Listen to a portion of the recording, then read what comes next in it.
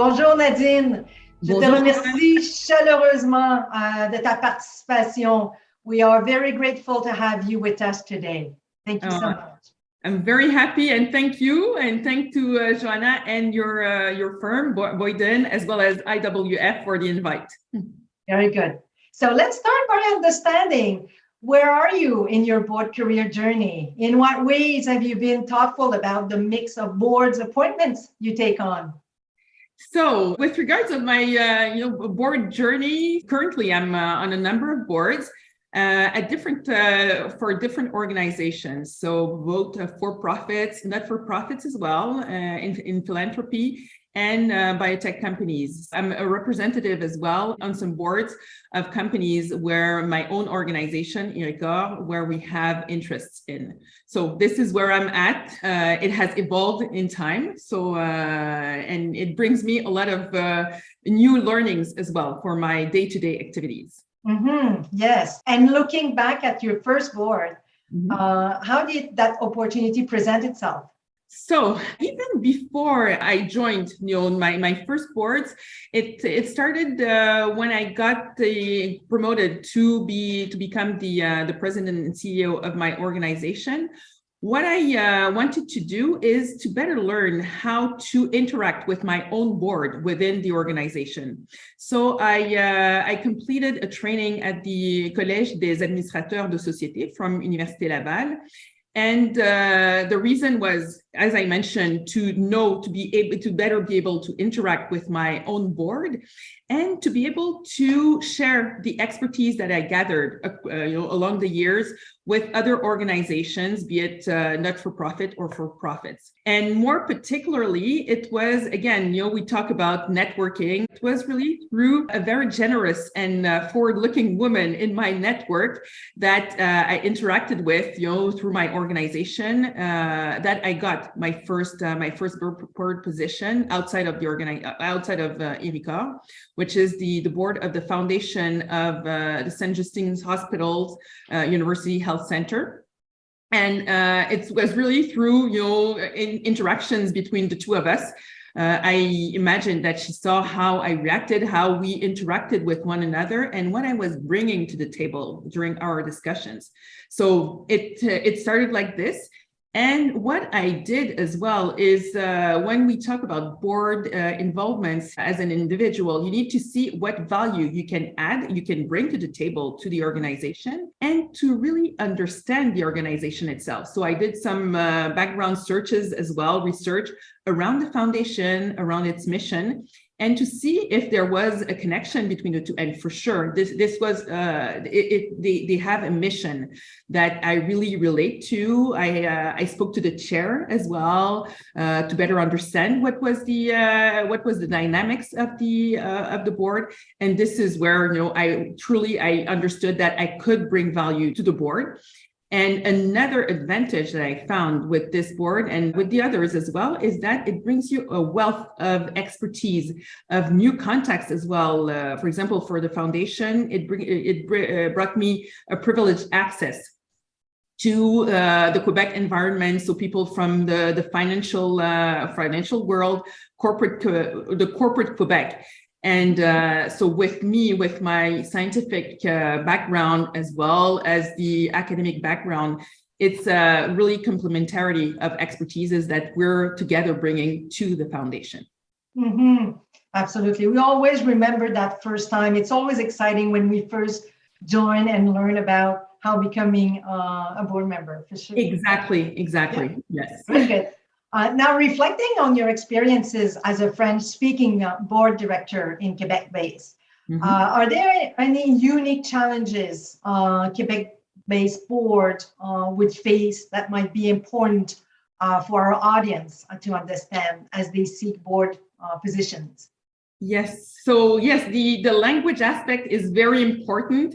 And it's a very timely question, because as we remember, I believe it was last year that we had the situation very well documented about the board of CNREL, when the ex-premier and francophone Jean Charest, when he resigned, he was the only French-speaking board member of this board, and so I believe that the board is searching for replacements for his position as a francophone. And it was pointed out by the company that it is important to improve the representation of their stakeholders. And here in Canada, we have French-speaking and English-speaking stakeholders. So that it's important for a board, mostly in public companies, to have this representation of people speaking both languages. And what I found is that, I sit on different boards as well, is that there are different experiences that we have as French-speaking and English-speaking people. So these are all important aspects that we can bring. It's a wealth of aspects that we can bring to a board when we speak different languages. But aside from this, I believe that it's a case-by-case basis. You need to have the right experience as well around the table, aside from only the languages. And so this is something that for each board, they have to assess as well. Mm-hmm. Very good. And speaking of which, what does being an effective board director look like?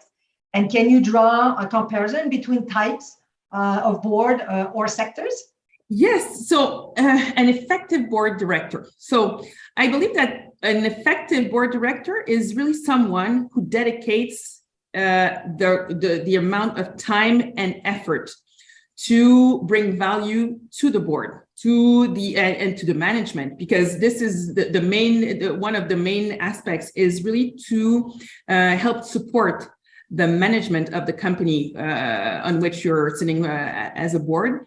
And what we speak a lot about diversity, and what I see is that it's important. Aside from the theory, it's important to have those different points of view of women, men, people of different ages as well. So this is something that we need to remember: to have experienced people around the board, around the table that have done it for years, and to have younger people as well around the table is important. And what I saw, I think recently, a study that was made by Spencer Stewart, and where they said that more and more what we're seeing is that it's not only C-level people that are around the boards, and more middle management as well, individuals that create value and bring another point of view around the boards. And this is an important aspect as well when you're thinking of building your board. It's important as well. So it improves the effectiveness of the boards. Definitely, for sure. Yeah. And have you been in a position where you needed to reevaluate your board commitments?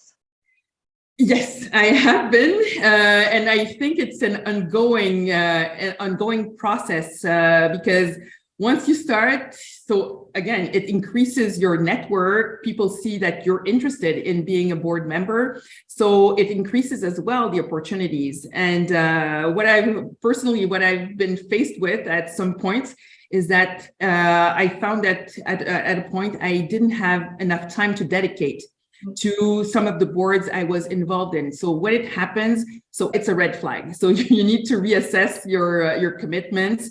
And it's always good to bring for any company organization, to bring new ideas, new members around the table. So personally, it's good as well to make this assessment to see, okay, am I the right person after, 2, 3, 5 years on a board to still be there? So it is important to reassess and see what, if you're dedicating the time needed to the companies that you're sitting on the board, to bring enough value. Because one thing I think we should always be respectful of is the time management takes to prepare all those board packages.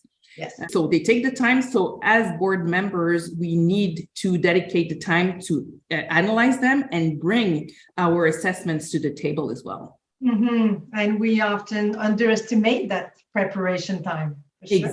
Exactly. Quelle astuce ou conseil souhaiterais-tu partager avec nous aujourd'hui? En fait, ce que je partagerais avec l'auditoire, c'est vraiment, je crois qu'il faut toujours, en tant que membre du CA ou membre potentiel d'un CA, c'est toujours de s'assurer de bien rejoindre la vision et la mission des entreprises dans lesquelles on s'implique, parce que c'est une implication, que ce soit pour des organisations à but non lucratif, philanthropiques ou des biotech, dans notre domaine des sciences de la vie, c'est vraiment d'être engagé parce que nous sommes, en tant que membres du CA, une extension de l'équipe. Donc, vraiment d'être des ambassadeurs, de vraiment s'assurer d'être de bons ambassadeurs pour les organisations dans lesquelles on s'implique et puis d'être très ouvert et flexible et d'essayer de comprendre aussi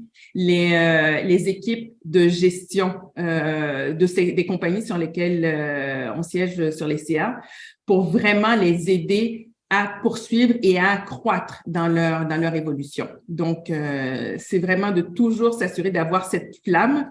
Et puis, bon, des fois, il y a des cycles. Donc, quand la flamme diminue un peu, bon, c'est peut-être le temps de passer à autre chose et de laisser la place aux autres. Donc, parce que je crois qu'un bon roulement aussi est très salutaire dans les organisations. Tout à fait. C'est pas unilatéral, c'est vraiment both ways, comme on dit. Exactement.